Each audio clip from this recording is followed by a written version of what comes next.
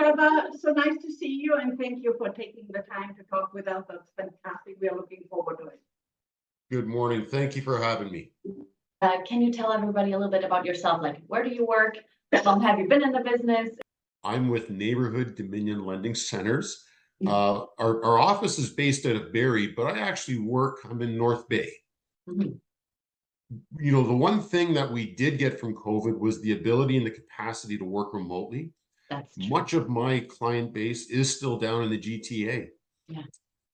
Or of course, I do have a few out in the East Coast as well. So, you know, yes, I do work remotely. I am not a 9-to-5 broker. Yeah. I realize that the real estate business is always going, and everybody always wants an answer yesterday. And I've been in the industry for about 8 years now. Fantastic. We have a lot to talk about, so why don't we just jump in, Trevor? With everything going on in the market, what are your thoughts on mortgage rates, where they're going? What can we expect? So yes, there is a lot of activity in the mortgage market, and there is some differing opinions as to where we're going. So right now, the general census is the Bank of Canada will be reducing interest rates, and we will see them come down significantly by the end of 2025. The indifference is, when will this begin? A recent CPI report shows that was up a little bit. There was a slight uptick, which may impact the bank's thoughts on bringing the rate down in July. Yeah. Fortunately, we do have another CPI report coming in the meantime, so hopefully that will put them in a position where they will drop it again. Any projections what you feel like it will drop to? The general census is that we will see rates come down. So today, the overnight rate is at 4.75%. Many of the economists throughout the country are suggesting that we will see this as low as 3% by the end of 2025. Yes. So what that means to us on the mortgage side is that would bring, or potentially bring, our prime number down to 5.2. So in today's market, for example, you have a variable mortgage at prime -1. Your rate is anticipated to be around 4.2% by the end of 2025. I mean, at one point, we need to keep in mind that, you know, the Bank of Canada overnight rate was actually at 0.25%, which was a record low. Yeah, that was out of the ordinary. I mean, what we had during COVID was artificial, right? I mean, yes, we've never seen in all those years rates as low as that, right? But it was done in order to get the market started back up and all those things, right? So it was certainly got it started. What we're seeing right now from our side in the real estate side of things, right? We've seen a very slow market in the last, I would say, 2 years. Yeah. People have been holding back, waiting. I mean, especially with the high mortgage rates, and there's always that correlation, right? Mortgage rates go up, prices drop, markets slow down. And then, but once the rates drop, markets are gonna, you know, start to really pick up again, and then prices, unfortunately, are going to adjust as well, right? So in the end, I feel like people are always going to be more or less in the same position. You know, either the prices are going to be higher or the rates are going to be higher, right? It's like one or the other. What can you live with more, right? Well, what is your suggestion for clients in this respect? How should they act in the market right now? A lot of the clients I work with, you know, just much to what Ava was saying, I recommend if you're going to get into the market, don't wait for rates to come down, because, you know, personally, I would foresee a spike in activity in the real estate market, which is, again, just going to recreate that multi-market or multi-bid market we were in. Yeah. So, you know, really for a couple of points that you may save, I think you're better off on the front end to do it. I mean, we haven't even factored what is the client potentially currently paying for rent. How does that impact? That is rent has been going up like crazy. Yeah. I mean, when COVID started, first all the rates dropped, right? In Toronto, everybody was leaving Toronto, but then it came back with a vengeance. No kidding. It was like it's very good for the landlords. Good for the land, well, but they also paid more and everything else too.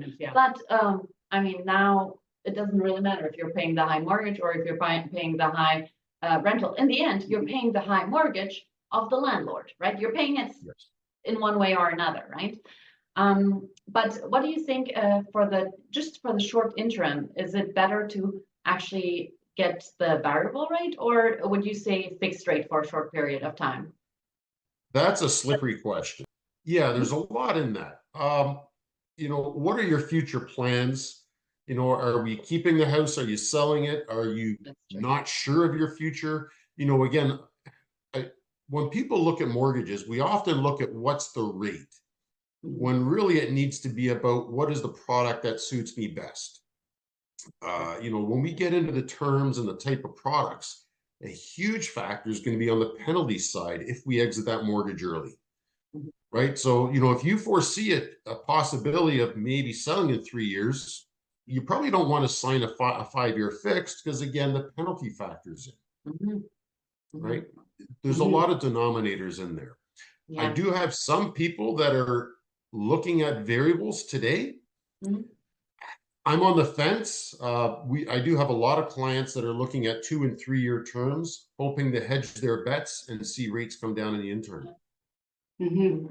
Yeah.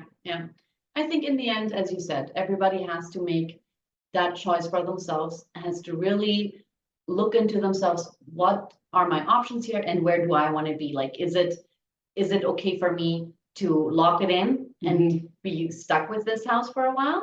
Like, how does my financial situation look like? Can I afford this? Or do I need a little bit more flexibility where I can say, you know what, after 1 year, if I need to move and without paying the higher penalty, I want to be able to move, right? Yeah. We heard that you mentioned something. You have a beautiful program available, what seems to be a little bit like the government thing. But can you tell us about that? Yes, so that's something that is new to the market. It's come out. There is an investment company that's there to help people who are a little bit short on down payment funds and they could qualify for a mortgage. Or, you know, in some cases, by increasing the down payment, it's going to help them to qualify. So essentially, you know, the client needs a minimum of 5% down plus closing costs. And the investor will contribute up to 15% towards the purchase of the property. You know, so the way this is set is it's you know, it's the down payment will equal 20% regardless of how it's portioned out. With that product, you know, there are no mortgage payments, there is no interest. Essentially, the investor owns that portion of the equity in the home, whether it be 15%, 5 or 10, whatever it may be. Who would you say this program is actually for? Is it for people with a bruised credit? Is it more for people that really don't have the deposit, or maybe also for people that want to lower their mortgage rate by increasing the deposit that they can put down on a house? This is more so for people who are just not quite hitting the mark. So for example, you know, we have somebody who's earning a very healthy living. We have no problem with the qualification numbers. However, they don't have the capacity to save for a down payment. And we'll use an extreme example. If they're buying a house at, you know, just under $1 million, you know, so perhaps they don't have that 200,000 down that they need. You know, so essentially what would happen is, you know, again, if the client qualifies, the client would have a minimum of, you know, around $50,000 to contribute plus. And then the other party would also contribute 15% towards it, owning 15% equity in that home. When do the people have to repay this? Like, I know with the government program, there were some stipulations that made it a little bit more difficult. What about this one?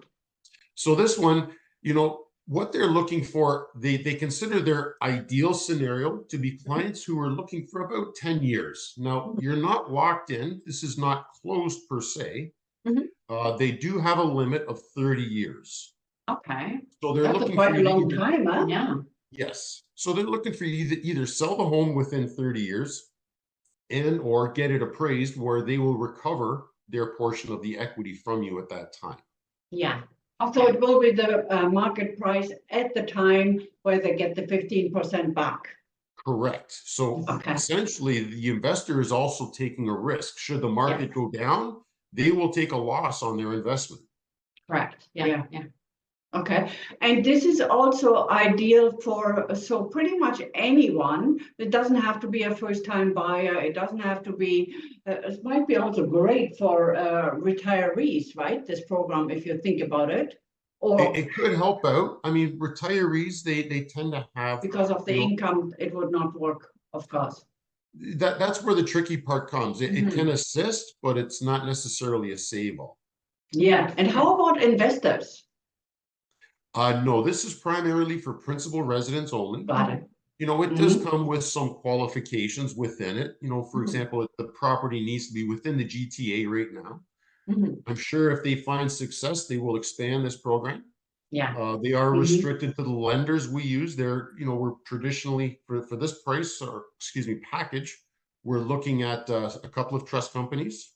You know, so again, it's just some minor points that need to be hit to achieve this. Yeah. Yeah. And then in terms of pre-construction, and I know you were telling me it does not apply to pre-construction.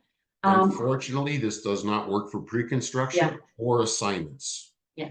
So what about assignments that, or condo buildings that have been built and are being first occupied, and then that's when the assignment happens? So already there is the asset.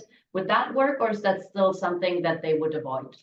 That one I think would be more of a case-by-case scenario.